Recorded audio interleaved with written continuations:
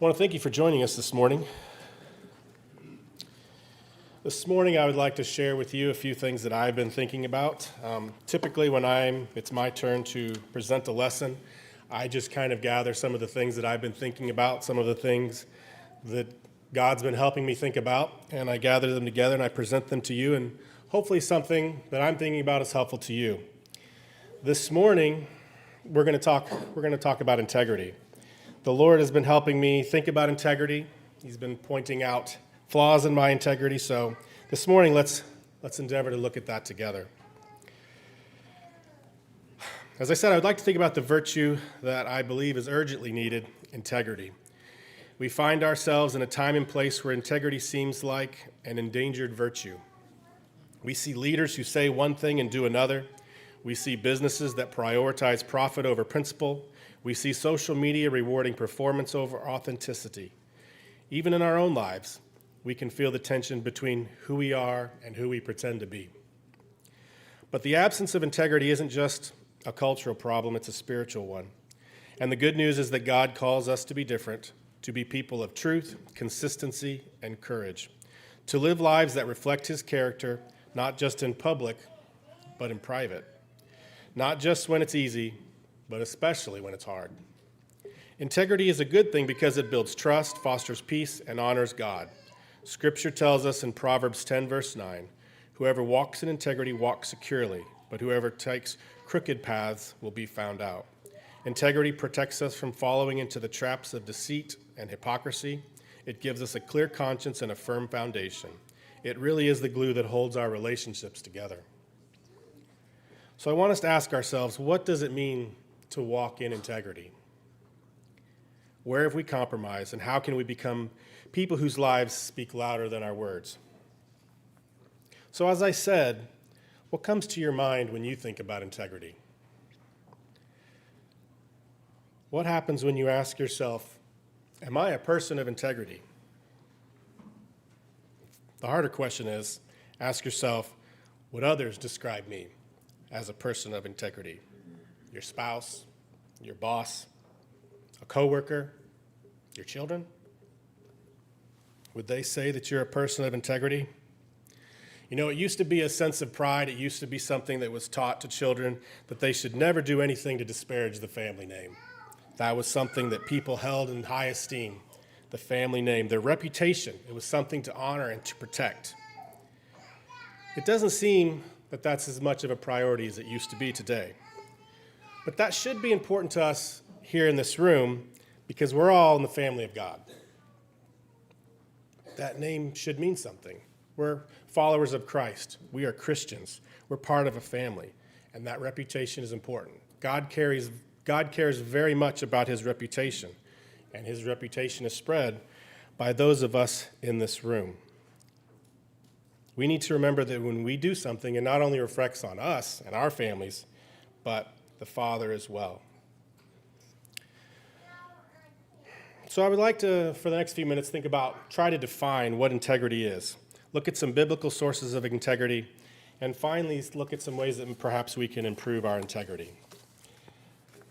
I tried to come up with a definition for integrity, and it encompasses a lot of things. So I have a couple different definitions, and hopefully combining all this, we kind of get a grasp.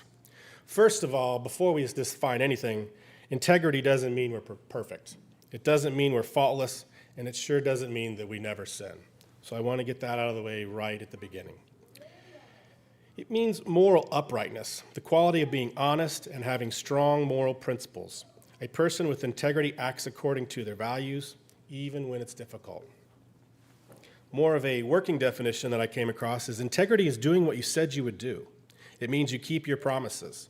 When you promise to be faithful to your spouse, integrity says you'll stay with that person no matter what, for better or worse, for richer or poorer, in sickness and in health. If you promised a friend that you would return a call, integrity means that you are going to return it.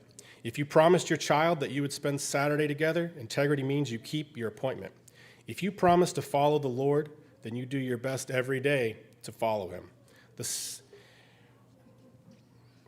It also means a state of wholeness or unity. I'll try to describe this to you. The Latin word and I'm no linguist, but integritas, meaning intact or whole. Similar words are integer and integral. For those of you who remember your middle school math, you remember the word integer. It's a whole number. It's not a fraction, it's not a decimal, it's not a percentage. It's a whole number. Integrity represents wholeness. Our lives are not divided up into little segments. Integrity means our lives are whole. A lot of us divide our lives up like a pie. We have a work life, we have a family life, a spiritual life, a friendship life, and sadly, most of us have a secret life where our compulsions and our addictions lie, and we try very hard to hide those from people. But having integrity means that you're the same all the way through. People can see you in all those different aspects of your life, and they get the same thing. There's nothing you're trying to hide. You're not pretending. You are what you are. It means you're the same in all aspects of your life. You give the same effort in all parts of your life. You give the same effort in your marriage as you do in your career. You give the same effort in your parenting as you do in trying to earn a living and earn money. You give the same effort in being a Christian as you do into whatever you do for recreation and for fun. You're authentic, you're real, you're exactly what you appear to be. You act the same no matter the circumstances. If you can remember back to maybe in school when you learned about the Greek plays back in that time, they would have these plays and the actors would a lot of times portray several roles. And so they would go back and forth, they would do a particular role, they would say those lines, they would hurry off back to behind the set, and they would put on a different mask. And they would come out and they would do the next role and the next lines, and then they would go back. And they would do this so a few actors could portray all the different roles in a particular play. And the people that did that were called hypokritos. And that word probably sounds familiar. Hypocrite. Which you're not the same with everyone. You have a mask for these people over here at work. You have a different mask for these people, your family and your friends, and you have a different mask for when you're here on Sunday. And that's the opposite of integrity. Being a hypocrite, lacking authenticity when we pretend. Also, this idea of integrity means you have unmixed motivation. You do the right thing for the right reason. You're sincere, you're pure in heart. You don't do things to impress others. You do things because it's right. Integrity is who you are when no one is watching. I came across an illustration about Abraham Lincoln that I wanted to share. At the age of 24, Abraham Lincoln served as the postmaster of New Salem, Illinois, for which he was paid an annual salary of $55.70. Even then, 24 years before he entered the White House, the rail splitter was showing the character that earned him the title of Honest Abe. The New Salem post office was closed in 1836, but it was several years before an agent arrived from Shinkton to settle accounts with ex-postmaster Lincoln, who was a struggling lawyer not doing very well. The agent informed him that $17 was due the government. Lincoln crossed the room, opened an old trunk, and took out a yellow cotton rag bound with a string. Untying it, he spread out the cloth, and there was the $17. He had been holding it untouched for all these years. "I never use any man's money but my own," he said. What do we do when no one's looking? So often we justify things and we say, oh, it's not a big deal, they won't care, and maybe they don't. But we see in this example of Abraham Lincoln, he was a man of integrity. That was not his money. He didn't even use it. Like a lot of us would have said, oh, I'll use that and I'll replenish it. He was such a man of integrity that he took that physical money and put it away and says, it's not mine and I'm not going to use it. We don't know many people like that in this world today. We live in a world much more concerned in how we look and our image. But we know God is more interested in our heart and our character. Integrity is being real, no illusion. When people think of you, they know exactly who you are, and our goal is to be known as a follower of God. Again, what do people think of you? Do they think you're a person of integrity? The bottom line is that a follower of God will behave as God would want us to act in every aspect of our life. That's hard to do. You get comfortable with your family life and you might act a certain way. You have friends that you've known forever and you might act a different way. You're at work and you're trying to impress bosses and people above you. You might act a different way. You might be at church and I want to act a certain way at church. That's not integrity. Integrity is acting the same way throughout your life, being whole, holding to a standard. And the standard for us in this room is the Bible. It's Jesus' teachings, God's teaching, that's the standard. I want to look at a few examples from the Bible of men with integrity. The first one I want to look at is Joseph. You can turn to Genesis 39 if you wish. Genesis 39, we know from our studies of Joseph in the past that he had a rough childhood. He was sold into slavery by his brothers. But we see that that didn't stop him. We see in Genesis chapter 39, we pick up where he was working for Potiphar. He was actually a slave to Potiphar.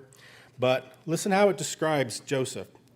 Now Joseph had been taken down to Egypt, and Potiphar, an Egyptian officer of Pharaoh, the captain of the bodyguard, bought him from the Ishmaelites, and he was taken down there. And the Lord was with Joseph, so he became a successful man, and he was in the house of his master the Egyptian. Now his master saw that the Lord was with him, and how the Lord caused all that he did to prosper in his hand. So Joseph found favor in his sight and became his personal servant. And he made him oversee over his house, and all that he owned he put in his charge. So we see that Joseph had grown because of who he was, that Potiphar could trust him and gave him rewards, gave him responsibility. As we continue to read in the life of Joseph, we see that he is going to be tempted by Potiphar's wife, and that could have gone a lot of different ways. Joseph could have just given in and said, you know what, this is okay, my boss isn't here, and he could have given in to Potiphar. He could have lied about it, he could have done many things, but he did the right thing. His integrity wouldn't allow him to do something that he shouldn't in that case. And as we continue to read in Genesis, he paid for that, and he was put in prison. But again, as you read down in verses 21 and 23 of chapter 39, it says, "But the Lord was with Joseph and extended kindness to him and gave him favor in the sight of the chief jailer. And the chief jailer committed to Joseph's charge all the prisoners who were in the jail, so that whatever was done there, he was responsible for it." Again, his integrity, he's a certain kind of person. Even in prison, the jailer's like, well, this is a good guy. I'm going to give him all this responsibility. And we see that he continues to be promoted and continues to be promoted until he is the second in command of Egypt, and God is able to use him as a very important part of his plan to save his people in a time of famine. Again, he acted a certain way. When life was very hard, when he was given an almost insurmountable temptation, in that moment, can you imagine what he was thinking as Potiphar is trying to tempt him, doing everything she can to get him to sin? What was he thinking? I'm sure he went through all the different choices that he could, and he made the right one, which he probably very likely knew would be at a huge personal cost to him, but he did it anyway. That's integrity, making the tough choice when you know there's a consequence for it. The next person I'd like to look at is Job. In Job 1, verse 1, it says, "There was a man in the land of Uz whose name was Job, and that man was blameless, upright, fearing God, and turning away from evil." That's a pretty good description. It'd be nice if we could all be described like that. But as we know from our studies in Job, we know that Satan and God speak about Job, and what does God say about Job in verse 8 of chapter 1? "And the Lord said to Satan, 'Have you considered my servant Job? For there is no one like him on the earth, a blameless and upright man, fearing God and turning away from evil.'" And as we know, Satan says, well, it's just because you've blessed him, you've done all these good things for him. No wonder he's a good man. And we see that God says, well, okay, you can test him. You can take away some of his things. And then we get to chapter 2, verse 3, after he has been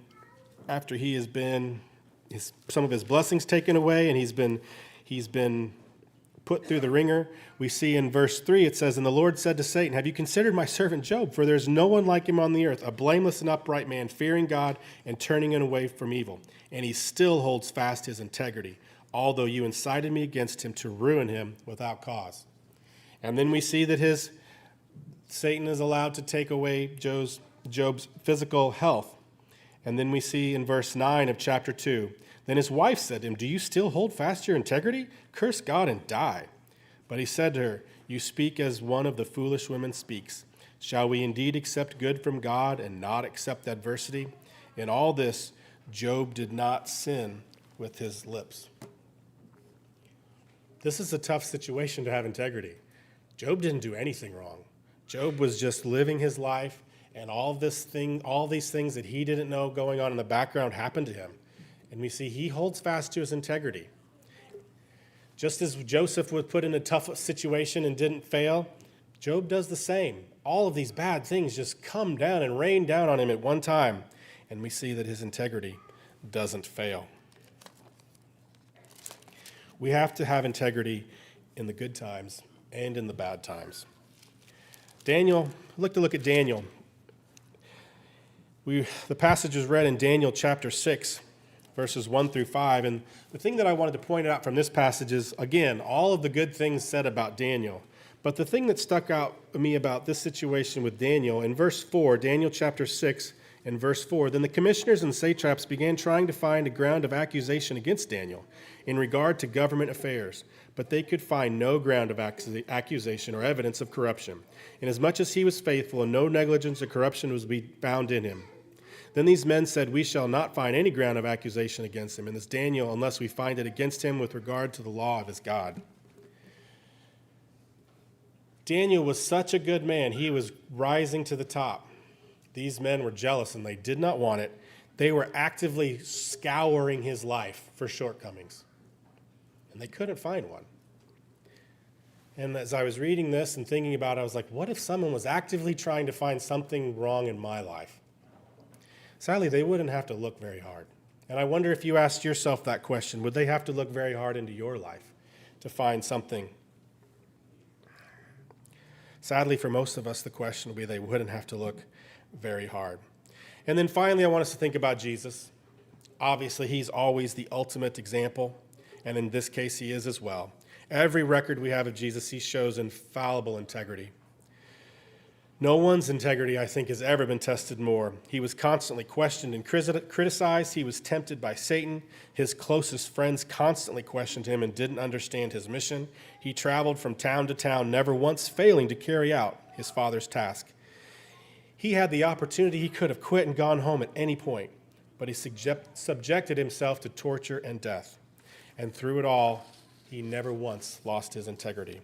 Hebrews 4, verse 15, for we do not have a high priest who cannot sympathize with our weaknesses, but one who has been tempted in all things, as we are, yet without sin. Again, Jesus sets the standard. He's the perfection. We'll never get there, but that is the goal. That's the thing that we should strive for. So the Bible is full of many other people that we could look at for examples of integrity, but what I want to look at now are some common places where we fail in our integrity. So I have just a few things here that presented themselves to me, and so I want to think about these. There's obviously many other things, many other examples where our integrity fails, but the first thing I would like for us to think about is keeping our promises. People of integrity keep their word. Have you ever broken a promise? Maybe you convinced yourself it wasn't a big deal, or it wasn't your fault. Circumstances changed. It's okay. I'll make it up to them. Or they don't care. It's okay. Broken promises to your spouse, a coworker, a friend, your children. Numbers chapter 30, verse 2 says, if a man vows a vow to the Lord or swears an oath to bind himself by a pledge, he shall not break his word. He shall do according to all that proceeds out of his mouth. A person of integrity is a person whose word means something. A dependable person who can be counted on. Steve, you'll appreciate this. It's your favorite author, Dr. Seuss. Many of you are familiar with the Dr. Seuss story, Horton Hatches an Egg. We can learn much about integrity from Horton.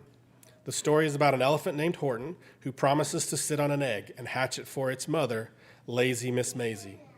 As the days and weeks go by, Horton just keeps sitting there on the nest up in a tree. All his friends encourage him to forget his promise and play with them. Do you remember his response? I meant what I said what I meant. An elephant is faithful 100%. Integrity means you keep your promises. Integrity means being financially responsible. How you use your money is the test of your integrity. Do you spend more than you make? Do you get into more debt that you can pay back? Psalms 32, verse 21, the wicked borrows and does not pay back, but the righteous is gracious and gives. Maybe you're really disciplined and you don't have excessive debt and you pay your bills on time and you pay your taxes. You are so responsible that at the end of the month you always have a surplus. What do you do with that? Do you trust God with your finances? As I was studying, a note that I came across says, wherever you put your money first is what's most important to you.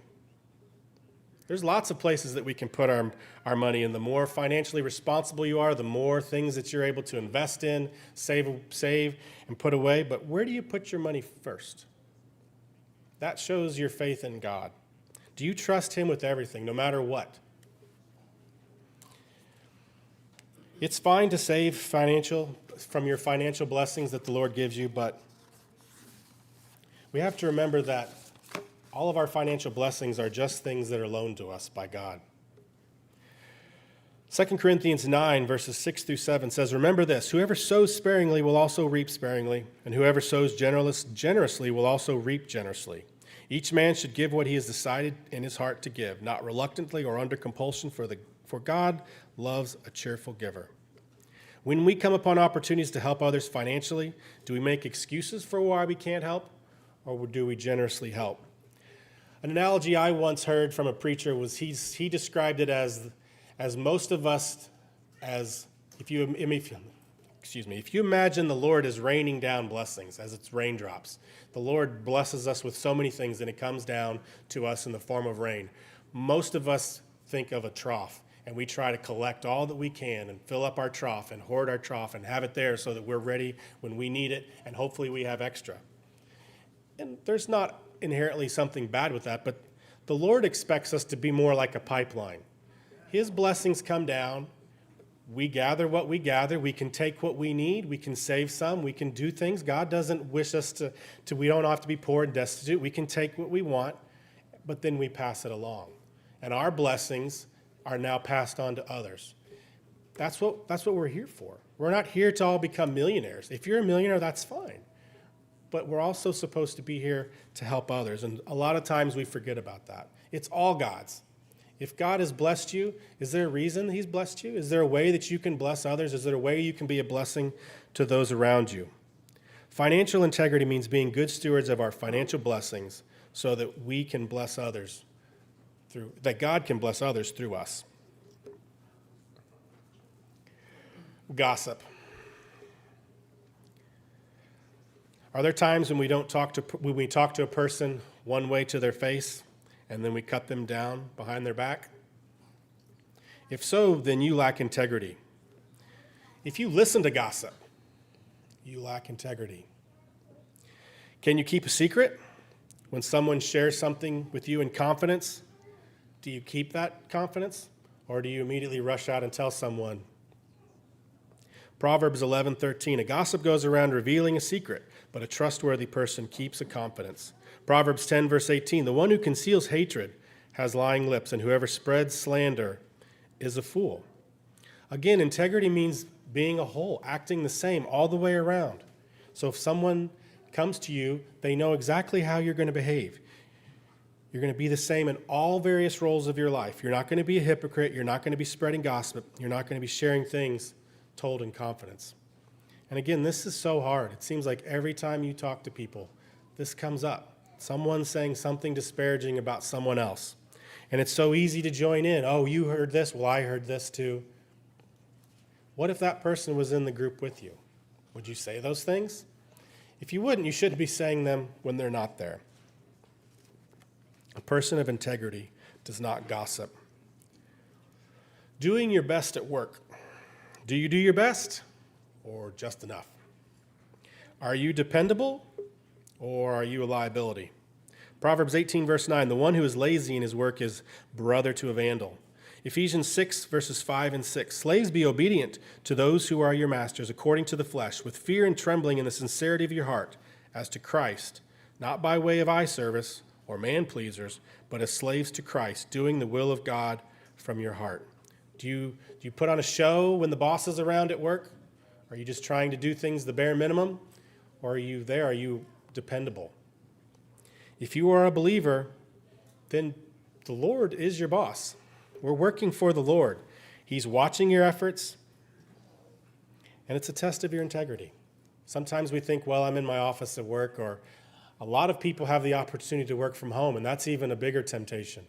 So many things that you can get away with. It's hard to be a person of integrity when you're at home and no one can see you. But again, Christians are called to be different. Christians are called to be integrity. How you would act in this room is how you would act at home working or in the office working. How would the world change if every Christian went to work with integrity tomorrow? They worked hard, they worked diligently, they were honest, not lazy, and they didn't cheat. All employers looking for employees would be looking for Christians. And that's how we should endeavor to be. Being real with others. As we said, not a hypocrite, always the same. How do you keep it real when everyone is living a lie? You know, as we said, everyone out there, you go on social media and everyone has these things on these pages that you can watch. They're going on these lavish vacations. They drive these exotic cars. They have huge homes. Their lives are perfect. They're on family vacations. It just seems like all these people just live these wonderful, awesome lives. Sadly, that's not often real. You know, it's highly edited, it's sensationalized, it's made for them, for people to draw views, it's made to look to something to draw you. How do we keep it real? How do we keep things grounded? You have to care more about God's approval than what others think about you. And that's hard, especially in the world and the time that we live in. Psalm 119, verse 9, how can a young man keep his way pure? By keeping your word. How much time do you spend in the Bible? What are you letting into your heart? We have to be careful about that. Are you reading, praying, meditating? Are you constantly going back to the standard, Jesus, and comparing yourself and striving for that? If you're like me, you realize you've fallen short and need some work in a lot of these things. But an encouraging phrase that I came across was from St. Augustine. The confession of bad works is the beginning of good works. Again, the confession of bad works is the beginning of good works. The first step towards being a person of integrity is to admit that you don't have much integrity, or you need to work on your integrity. God, I've been a gossip. God, I slack at work. God, I haven't been diligent with your financial blessings. God, I've been a hypocrite. God, I am not real to all those around me. Admitting your lack of integrity. You know, on top of that, often we think that our sin, our lack of integrity only affects us. But that's a lie that we tell ourselves. Our actions always affect those around us, maybe in ways that we will never fully know. But there are consequences to those around us. We owe it to God as Christians to be the best versions of ourselves and constantly working to improve ourselves. Ask yourself, what am I working on to improve myself right now? If you can't think of anything, then you are drifting and you are negatively affecting those around you, and you need to work on your integrity. We are either moving forward or we're moving backwards. Those are the only two directions. So briefly, I wanted to look at a few things that we can do to improve our integrity. The first thing is to answer the question, why do I care about having integrity? David asks the question in Psalm 15, verses 1 and 2, who is worthy to dwell in fellowship with the Lord? And in verse 2, he says, he who walks with integrity and works righteousness and speaks truth in his heart. We have to know why we want to have integrity. If we're unclear on the purpose, then it's going to be really hard to carry on. We want to dwell with God, and God calls us to have integrity. And so we need to do what we need to do to improve our integrity.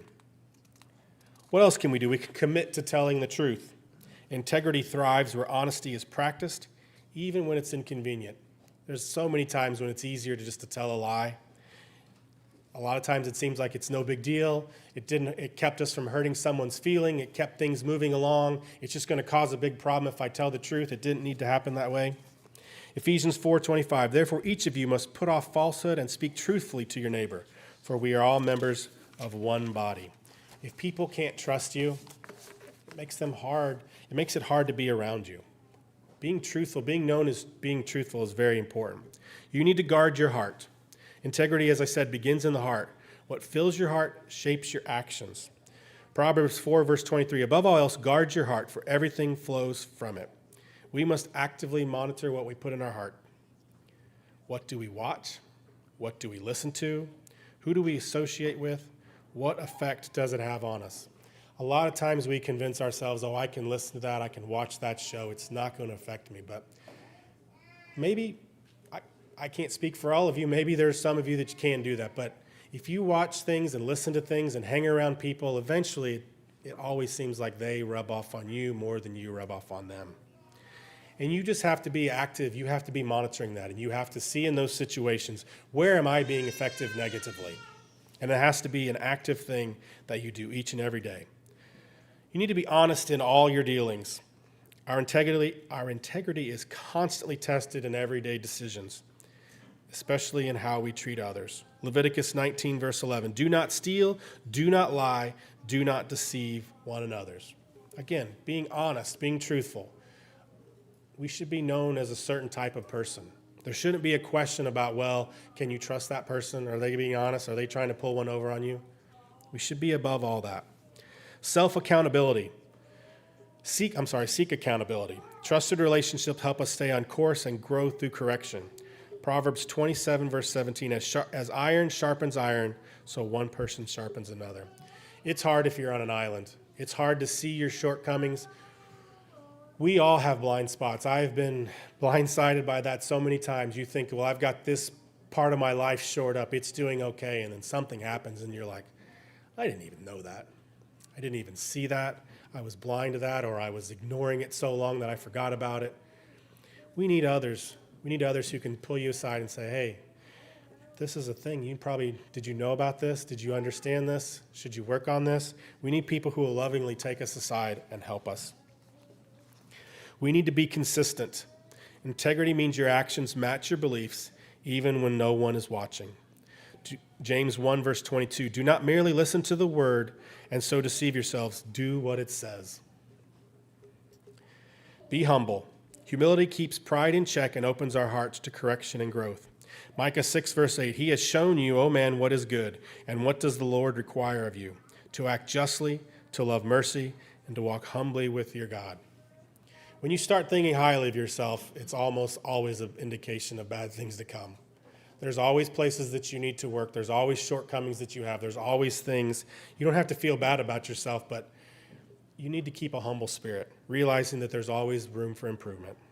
Don't ever think too much of yourself. Finally, persevere in doing good.